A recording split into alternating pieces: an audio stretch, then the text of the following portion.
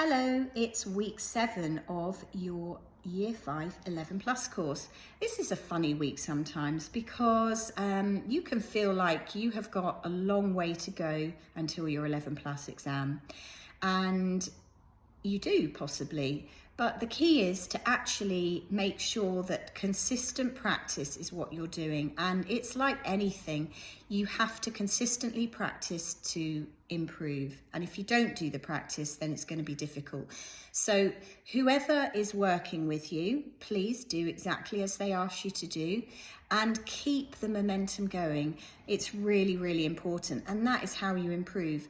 Keep looking at your weaker areas. Week 7 is a great week to go back and have a look at all the tests that you've done in the past and think about whether some of them are weaker areas, and those for your additional bookwork can be maybe this week you can actually practice some more of that, so more of the weaker areas, so boost those this week, but keep up the good work and keep reviewing your tests. Hopefully you're in a lovely rhythm, and it does feel like a way off at week 7, but please keep the momentum going because you're doing really well. Bye, see you next week.